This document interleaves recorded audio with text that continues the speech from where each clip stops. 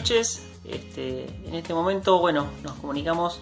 Me pidieron que contara mi testimonio en esta sección que se hace antes de poder escuchar el mensaje. Así que rápidamente quiero contarles mi experiencia de cómo acepté al Señor Jesús como Salvador. Desde chiquitito mis padres me llevaban a la iglesia, escuchaba el mensaje, iba a la escuela bíblica, me aprendía las historias, los versículos, las canciones, y así fue pasando el tiempo y medio como que se hizo una costumbre en mí, ¿no? Ir los fines de semana a la iglesia y concurrir y hacer todo esto que para mí era normal. Me gustaba, siempre me gustó conocer e indagar acerca de las historias, de los personajes y muchas cosas. Así fue pasando el tiempo hasta que una vez escuché el mensaje y es como que me hizo un clic. Yo tenía alrededor de 11 años más o menos y entendí que yo necesitaba aceptar al Señor Jesús como Salvador. Pregunté y la verdad que hice la oración media guiada, no fue algo sincero, pero eso sembró una inquietud muy interesante, muy importante en mi vida. Pasó el tiempo y me acuerdo que otra vez se hizo una campaña de evangelización en un pueblo en Córdoba que yo vivía, un pueblo que se llama Obispo Trejo, y me acuerdo que la iglesia, justamente con esto de que venía gente de Córdoba capital y se iba a hacer una campaña muy extensiva de predicación del evangelio, yo me acuerdo que ese sábado fui a invitar a mis compañeros de la escuela. Yo estaba en el último grado ya de la primaria e invité a mis compañeros y nunca me voy a olvidar, ese día vinieron 11 compañeros, 11 amigos de la escuela, vinieron a escuchar el mensaje de salvación.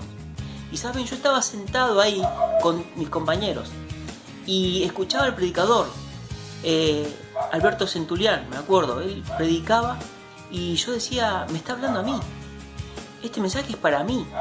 Y yo miraba a mis compañeros y decía, yo invité a 11 compañeros que teóricamente vengan a escuchar el mensaje de salvación y yo no estaba seguro de mi salvación. Yo necesitaba arrepentirme de mis pecados y aceptar a Jesús como Salvador. Así que bueno, fue muy hermoso porque ese día cuando el hermano hizo la invitación, yo acepté al Señor Jesús como Salvador. Me acuerdo que me quedé sentado, despedí a mis compañeros, se fueron cada uno a su casa y fue algo que a mí me impactó porque ese día yo realmente recibí al Señor Jesús como Salvador. Ese día que había llevado a 11 compañeros para que escuchen el mensaje de salvación y yo necesitaba aceptar al Señor Jesús como Salvador. Pero ese día entendí que no era importante eso, que por más que trajera a medio pueblo a escuchar el mensaje de salvación, yo necesitaba arrepentirme y ese día pude entender que el Señor Jesús murió en la cruz por mis pecados. Pude entender que necesitaba arrepentirme y pedirle a Él que me perdone y que Él entrara en mi vida. Y ese día fue el día que verdaderamente acepté al Señor Jesús como Salvador. ¿Y qué pedir? Realmente estamos viviendo un tiempo muy difícil, muy complicado. Yo te pido que oremos intensamente, oremos con corazones humillados, oremos con todo nuestra fuerza delante de Dios, con toda acción de ruego para que Dios pueda intervenir, pueda obrar. Sabemos que esto está bajo sus planes, pero hay muchos hermanos en la fe que han perdido trabajo, que han perdido seres queridos, que han sido contagiados por este virus. Oremos para que en este tiempo Dios aumente nuestra fe, nos podamos establecer más en Él, podamos crecer más en Él y que realmente podamos usarlo para su gloria, para su honra, anunciar a otros que Cristo pronto viene y que así lo que hizo en nosotros también puede hacer en otras personas que todavía no le conocen. Muchas gracias, que Dios les bendiga. Buenas noches, queridos hermanos, qué bueno encontrarnos después de tanto tiempo, estén unidos le quería contar que yo conocí al Señor en el año 95, vivía en Capital y empecé a ir con una amiga a la iglesia. Bueno, donde empecé a ir con mi hijo más chico, íbamos iba a jugar los sábados, íbamos a las reuniones, donde bueno, pasamos momentos muy lindos, donde nos ayudaron mucho, y bueno, siempre agradecidos al Señor. Y cuando nos mudamos acá en el año 2003, después de poco tiempo me empecé a congregar acá en San Martín. Así que bueno, el Señor siempre me ayudó, estuvo al lado de nosotros, así que agradecida a la vida del Señor. Gracias le doy. Y quería dejar un motivo de oración. Bueno, quería orar por mis hijos, en especial por Javier, para que pueda conocer al Señor y pueda hacer un cambio importante en su vida. Gracias, hermanos.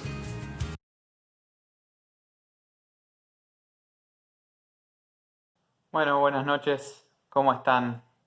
Una oportunidad más tenemos para ir a la Biblia. Qué bueno que son estos momentos que estamos compartiendo con muchas ganas. Cada vez crecen más las ganas de poder encontrarnos y reunirnos.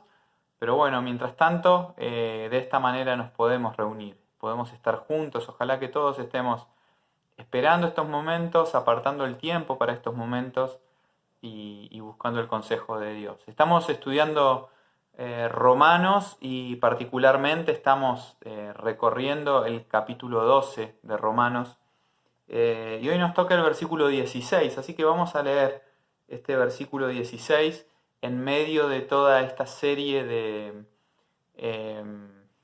consejos, indicaciones, expectativas de parte de Dios para sus hijos ahora que han recibido el Evangelio. Esto que estamos viendo en este capítulo 12 es el resultado, como ya hemos dicho varias veces, el resultado de los capítulos anteriores donde se nos presenta el Evangelio como aquel factor de cambio en la vida de una persona. Luego de haber recibido el Evangelio y luego de haber sido transformados y tener una vida nueva, en esa vida nueva es que Dios pone delante nuestro todas estos mandamientos, recomendaciones, consejos, indicaciones para nuestra vida. Marca nuestro rumbo, nuestro norte, para qué es lo que espera Dios de nosotros. Frente a esa gran pregunta que tantas veces nos hemos hecho, ¿cuál es la voluntad de Dios para mi vida? Bueno, esto que estamos leyendo, sin lugar a dudas, es la voluntad de Dios para la vida de cada uno de nosotros, forjando, dando forma a este carácter que Dios espera encontrar en nosotros. Y el versículo 16 entonces de Romanos 12 dice: unánimes entre vosotros, no altivos, sino asociándoos con los humildes. No seáis sabios en vuestra propia opinión. Hay una forma de traducir este pasaje, escrito en griego originalmente, que lo traduce más, sería más literal al texto original, ¿no? Y esa traducción más literal, más directa, dice: albergando mutuamente los mismos sentimientos, no las cosas arrogantes pensando, sino con los humildes condescendiendo. No os hagáis sabios según vosotros mismos.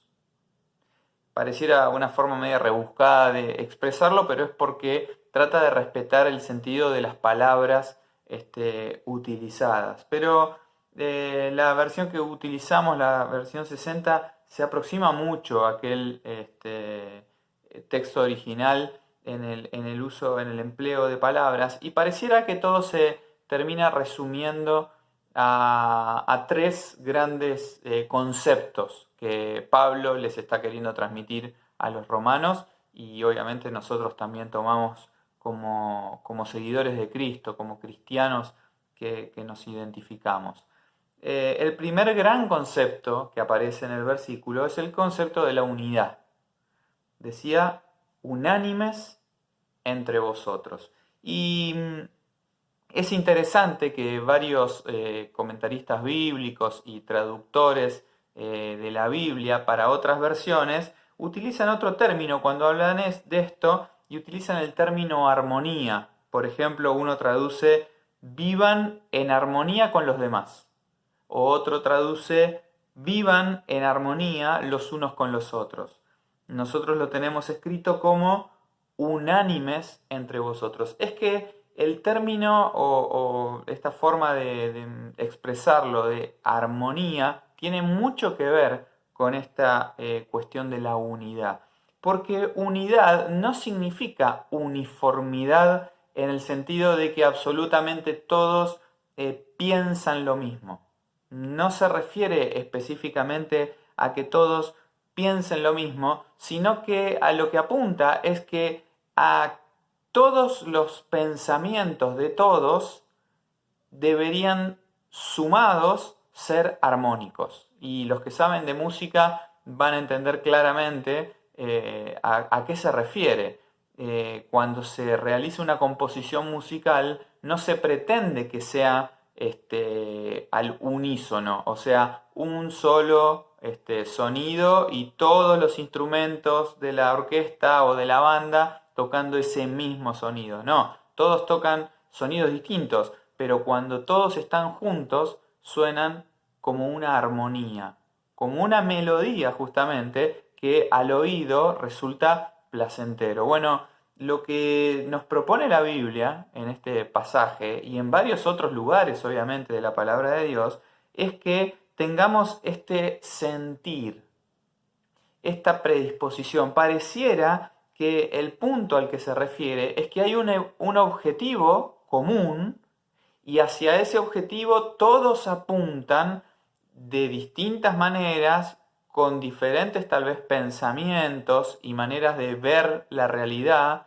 pero todas esas formas de ver y de pensar van enfocadas y apuntadas a un mismo objetivo y por lo tanto la suma de todas esas partes es en armonía. Por eso cuando se habla de la unidad en la iglesia, normalmente se usa esta expresión, ¿no? Unidad en la diversidad, porque efectivamente somos diferentes. Todos los integrantes de la iglesia somos distintos, venimos de distintas cunas, venimos de distintas realidades, tal vez vivimos incluso diferentes realidades, pero esas realidades no nos distancian, sino que en Cristo hemos logrado ser todos uno, y ese uno es armonía. Tal vez sobra mencionarlo, ¿no? El pasaje, pero nunca está de más recordar y tener presente aquella expresión del Salmo 133, ¿se acuerdan? Donde dice, cuán bueno y cuán delicioso es habitar los hermanos juntos en armonía. Y siempre lo decimos, ¿no? Que el hecho de estar juntos no significa que esté todo resuelto, no. La cuestión es juntos, pero el plus es en armonía. Es decir, todos contribuyendo a que esta melodía, esta armonía resulte agradable. ¿Agradable a quién? Al oído de Dios.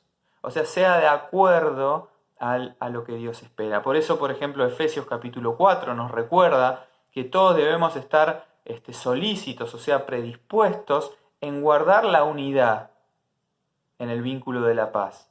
Y esa unidad somos llamados a guardarla, no a ganarla. Y lo hemos escuchado varias veces esto, ¿no? Que la unidad del cuerpo de Cristo ha sido obtenida por el Señor Jesús justamente. En Gálatas se nos menciona que ya no hay diferencias, no hay distintas castas, ni siquiera en el cuerpo de Cristo existe la diferencia entre varones y mujeres. Y uno podría decir, no, pero la Biblia habla de esas diferencias entre varones y mujeres. Claro, somos distintos, pero nuevamente en esa diferencia, en esas diferencias que tenemos propias de cada uno, la suma de todos nos debería ubicar en igualdad de condición, contribuyendo con nuestra nota, con nuestro toque de nuestro instrumento, para que todo resulte en armonía. Pareciera que se está mencionando o se está dejando entrever también cuando se habla de esta unidad en el contexto de lo que estamos hablando, de alguien que está abierto a la expresión del otro. Es decir, está atento con su oído al sonido del otro músico, para que su contribución suene en armonía. Y esto tal vez nos hace pensar en aquella expresión del proverbio, ¿no? Donde se nos dice, Proverbios capítulo 10, se nos dice que en la multitud de consejos está la sabiduría. Y bueno, justamente es en esa disposición nuestra a escuchar esas otras voces donde la construcción de la totalidad termina resultando en unidad. Tenemos que darnos cuenta de esto, no estamos solos, no somos nosotros los que estamos en un concierto solista cuando formamos parte de la iglesia, no, todo lo contrario, somos parte de un todo y en ese todo somos llamados a estar unánimes, a trabajar en nosotros cualquier motivo o cualquier rasgo de nuestro carácter o de nuestra personalidad que contribuya a lo contrario. Y somos muy predispuestos a contribuir a lo contrario. Las relaciones interpersonales en cualquier situación de convivencia no son fáciles. Y lo mismo ocurre y termina repercutiendo en la iglesia. ¿Cuál es la diferencia? Que en la iglesia tenemos los elementos necesarios para poder contribuir a esa armonía y lograr esa unidad de la que incluso el Señor Jesús oró. ¿Se acuerdan? La última oración, antes de ir a la cruz, rogando por los suyos, le pedía al Padre que sean uno, que ellos sean uno. Tal vez porque el Señor Jesús era consciente del efecto que tiene la división, ¿no? Él mismo lo había enseñado anteriormente y había dicho: un reino dividido contra sí mismo no va a prosperar, no va a poder avanzar, no va a llegar a nada, se va a terminar disolviendo. Bueno, el Señor velaba y pedía, intercedía por nuestra unidad, que seamos realmente uno. Y este es el primer rasgo del que nos habla este versículo, pero pareciera que lo que sigue está muy relacionado con esto, porque la siguiente expresión dice: no altivos, sino asociándoos con los humildes. No altivos. Pareciera que, acabando de mencionar que somos llamados a la unidad, Pablo menciona lo primero que va en contra de esa unidad. O tal vez no es lo primero, pero es algo que realmente socava, hace mucho daño a la posibilidad de que haya armonía en la convivencia, que haya unidad en el cuerpo. ¿Cuál es ese problema? Bueno, acá dice no altivos. Altivos es lo mismo que altanero, ¿no? Altanero, arrogante, otro sinónimo podría ser soberbio. Y la Biblia tiene mucho que hablar y que decir respecto de la soberbia, respecto de aquel que mira por encima de su hombro al otro, pensando, considerándose superior a los demás. Miren, por ejemplo, Proverbios capítulo 3, versículo 34, que lo replica primera Pedro, en la carta de Pedro, Pedro toma aquel pasaje y lo menciona nuevamente, dice aquella famosa expresión, ¿no? Dios resiste a los soberbios y da gracia a los humildes. Dios resiste a los soberbios y da gracia a los humildes, así que ya nos pone en la posición que Dios considera aquel que tiene un pensamiento de soberbia o que es altivo. Proverbios también en el capítulo 6, aquella famosa expresión de 6 cosas, dice el versículo 16, 6 cosas aborrece Jehová y aún 7 abomina su alma. Pareciera que Salomón eligió las palabras más fuertes para hablar del sentimiento de Dios respecto de las personas que manifiestan esta conducta. Cosas que Dios aborrece, cosas que abomina su alma. No quiere tener nada de relación con eso. Bueno, en esa lista de 7, la primera que menciona Salomón es los ojos altivos. 6 cosas aborrece Jehová y aún 7 abomina su alma. Número 1, los ojos altivos. Y uno podría pensar, no, pero ser altivo es un sentimiento interior. Pero díganme si no es gráfica la expresión de que son los ojos los altivos. Los que, como decíamos hace un ratito, miran por encima de su hombro a todos los demás y los considera en inferioridad. Y el mismo libro de Proverbios también nos menciona en el capítulo 16, antes del quebrantamiento es la soberbia, y antes de la caída la altivez de espíritu. Mejor es humillar el espíritu con los humildes que repartir despojos con los soberbios. Lo leemos de nuevo, Proverbios 16, 18 y 19. Antes del quebrantamiento es la soberbia, y antes de la caída la altivez de espíritu. Mejor es humillar el espíritu con los humildes que repartir despojos con los soberbios. Está clarísima la posición de Dios respecto de la soberbia y respecto de la persona que tiene esa soberbia.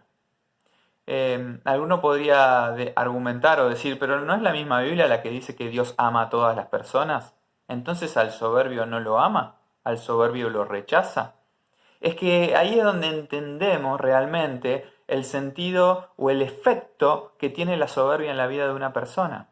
La soberbia nos posiciona, en primer lugar, distantes respecto de Dios, porque nos hace creer que nosotros mismos estamos en una condición de tal superioridad que no necesitamos la ayuda, la asistencia de nadie. Dice un comentarista que estaba leyendo, la soberbia es un exceso en la estimación propia.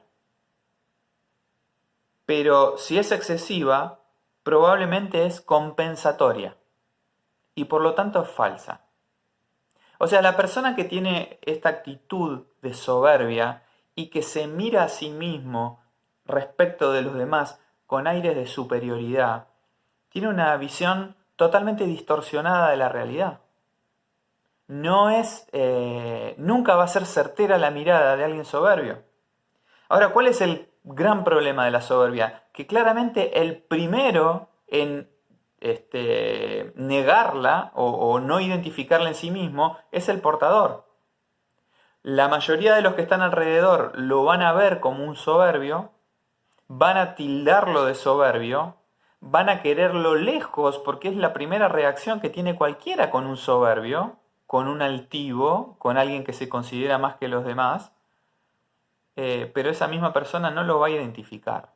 Probablemente, seguramente no lo va a identificar. Por eso, frente a este tema, que se contrapone directamente con la humildad, y ahora vamos a ver cómo este autor define la humildad, no es posible o no es propio mirar hacia afuera y señalar estas cualidades en la vida de los demás, sino que es necesaria una mirada interior e identificar en nosotros mismos si está o no está esto ocurriendo. Somos nosotros con la autocrítica necesaria que deberíamos mirarnos, examinarnos a nosotros mismos y ver si estamos con ojos altivos, si hay soberbia en nuestro corazón. Lo más probable es que el soberbio no lo identifique y se considere a sí mismo todo lo contrario, pero debemos ser francos delante de la palabra. Y déjenme decirles que muy probablemente aquel que es portador de la soberbia lo ha escuchado alguna vez de algún buen amigo, de algún buen consejero, de su madre, de su padre, de un hermano, de alguien cercano que le quiere hacer un bien. No lo vamos a querer escuchar, no lo vamos a querer aceptar, pero qué bien que haríamos en prestar atención a cualquier rasgo, a cualquier indicio que exista de soberbia en nuestra vida, porque Dios resiste a los soberbios. Sin embargo, al humilde Dios da gracia. ¿Y qué es la humildad? Bueno, es justamente lo contrario a la soberbia, y dice este autor que es el sentido de realidad. Es decir, se puede definir como reconocer nuestro justo valor. Esa es la humildad. Contrario a lo que tal vez alguno pensaría de decir, bueno, humilde es el que se considera menos de lo que realmente es. Si el soberbio se considera más de lo que realmente es, el humilde se considera menos de lo que realmente es. Y no es así. El concepto bíblico de humildad es justamente tener de nosotros la justa mirada. ¿Se acuerdan que en el mismo capítulo 12 de Romanos habíamos leído algo sobre esto? Decía el versículo 3, digo pues por la gracia que me es dada a cada cual que está entre vosotros que no tenga más alto concepto de sí que el que debe tener, no a la soberbia, sino que piense de sí con cordura, conforme a la medida de fe que Dios repartió a cada uno. Esa mirada, ese pensamiento respecto de uno mismo con cordura es la verdadera humildad. No es una falta de autoestima. No es denigrarse a uno mismo por debajo de lo que realmente es, sino que el humilde es el que tiene la mirada certera sobre sí mismo. Tan seguro está de su realidad, de sus falencias y de su pecaminosidad, que se considera continuamente, se evalúa, se considera inferior a los demás. Es aquel pasaje de Filipenses capítulo 2, ¿se acuerdan? Hallen ustedes el mismo sentir que hubo también en Cristo Jesús. Es esa humildad, es ese pensamiento. No tener más alto concepto de sí. No pensar de sí mismo como superior a los demás, sino a los demás como superior a uno mismo. ¿Por qué? Porque se considera a sí mismo y se da cuenta lo que es. Es Mateo capítulo 5 cuando el Señor Jesús dice, bienaventurados los que lloran. ¿Por qué lloran? Porque consideran su miseria, porque se dan cuenta de lo que son, de la gran falencia que tienen en su vida y no tienen posibilidad a tener ojos altivos. ¿Cómo van a tener ojos altivos con alguien si ni siquiera el peso de su pecado le permite levantar los ojos? Pero piensa de sí con la mirada correcta. Reconoce también el amor de Dios, el favor de Dios y el reposicionamiento que ha hecho Dios en su vida. Dios nos restauró, Dios nos rescató y nos colocó en una posición de privilegio como hijos de Dios. ¿Pero por qué? Por su amor, por su gracia. Por eso dice aquel pasaje de 1 Corintios 4:7, lo leemos rápidamente porque vale la pena recordarlo. 1 Corintios 4:7 dice, porque ¿quién te distingue? ¿O qué tienes que no hayas recibido? Y si lo recibiste, ¿por qué te glorías como si no lo hubieras recibido? Es que este pasaje nos hace darnos cuenta que la soberbia es ridícula, no tiene sentido.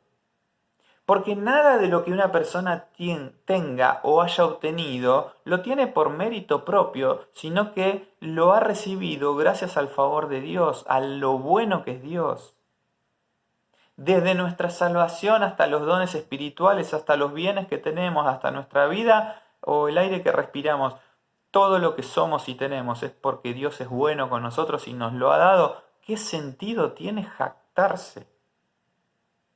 Agrandarse, darse pretensiones de haber obtenido algo o tener una posición de algo. No tiene sentido. El único sentido está en verse con el prisma correcto, verse con los ojos correctos. ¿Cuáles son esos ojos correctos? ¿Cuál es la mirada correcta? Es la mirada que se entiende salvo y que todo lo ha recibido por gracia. Por eso la propuesta de este pasaje que estamos leyendo es no altivos, sino asociándoos con los humildes. O como también se puede traducir, asociándoos con lo humilde. Pareciera que el llamado es a no tener pretensiones o no ir tras la búsqueda de una posición elevada, encumbrada, cosas o personas que ocupan determinado nivel desde lo adquisitivo hasta cualquier otro tipo de rasgo que los ubique en una posición de privilegio, sino todo lo contrario. que nuestra búsqueda, nuestro asociarnos con, es decir, buscar tener una relación estrecha con, sea con lo humilde, con lo que no es destacado, lo que no quiere exhibirse y mostrarse, y con las personas que tienen este rasgo también. Asociarnos con ellos que sea nuestra afinidad y nuestra relación íntima. Y en tercer lugar aparece la última expresión del versículo, que dice: no seáis sabios en vuestra propia opinión.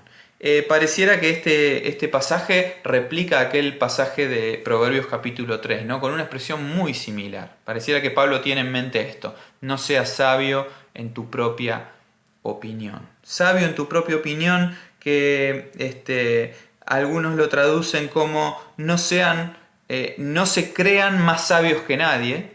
Otro autor lo traduce como no seas presumido. Y la otra versión que habíamos leído decía: no se hagan sabios según ustedes mismos. Es decir, que el diagnóstico o la forma de pensar sea según nuestro criterio nada más. Y seguramente la mayoría de nosotros podemos recordar, ¿no?, en nuestra mente personas que creen que se la saben todas, ¿no? Que sobre cualquier tema que sale en la mesa de conversación tienen una cosa que decir o tienen algo mejor que decir. Cuando alguien dice tal cosa, el otro lo duplica o siempre tiene una opinión y es esa la acertada, desacreditando al resto. Qué actitud, ¿no? Que es molesta, es incómoda, pero cuánto deberíamos mirar que no esté presente en nuestra vida. Sabios en nuestra propia opinión, creyendo que nuestro camino, nuestro pensamiento es el correcto y que si no estás de acuerdo con eso, y estás equivocado. Proverbios 26:12 dice: ¿has visto hombre sabio en su propia opinión? Más esperanza hay del necio que de él. Y esto es fuertísimo, ¿no? Porque cuando uno piensa en el necio, en la Biblia y en el libro de Proverbios particularmente, al necio se lo cataloga como una persona, un desastre. Una persona que es terca y que sabiendo cuál es la realidad decide desmentirla e ir por otro camino. Sin embargo, cuando se habla de alguien que es sabio en su propia opinión, que se considera a sí mismo y se cree que las sabe todas, dice el escritor: ¿has visto hombre sabio en su propia opinión? Más esperanza hay del necio que de él. Y debería ser nuestra oración continuamente, tratar de alejarnos de estas posiciones.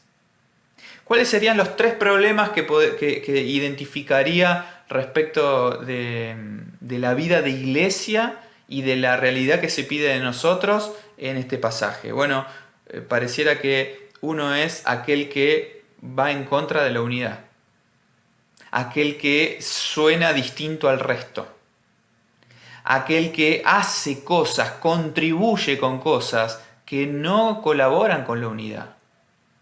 Y el primer rasgo, entonces la segunda cosa, sería alguien que es soberbio.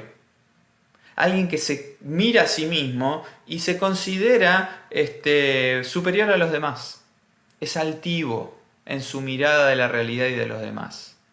Y en tercer lugar, alguien que se cree sabio en su propia opinión. Se considera como aquel que lo sabe todo. Bueno, el llamado es a todo lo contrario. El llamado es a la unidad, a vivir unánimes y contribuir a la unidad. El llamado es a la humildad y es esa mirada certera, la mirada cierta de nosotros mismos, la correcta, que nos posiciona, nos ubica en el lugar correcto respecto de los demás. Y el tercer llamado es a la modestia, a no creer que sabemos todo, ni mucho menos, sino a ser modestos en nuestra forma de pensar. Ojalá, hermanos, que podamos seguir meditando en estas cosas que nos dice Romanos. Creo que el versículo de hoy nos debe confrontar y nos debe llevar a una a un análisis interior, a una mirada interior y a la búsqueda de que realmente estos rasgos no tengan ningún vestigio en nosotros, sino todo lo contrario, que seamos personas que contribuyen a la unidad, a que el cuerpo sea uno y que seamos armónicos. Allí envía Dios bendición y vida eterna. Que seamos humildes como el Señor Jesús lo fue y que seamos modestos en nuestra mirada, en nuestra forma de pensar, abiertos al pensamiento de los demás también. Que el Señor nos bendiga y podamos seguir de esta manera meditando.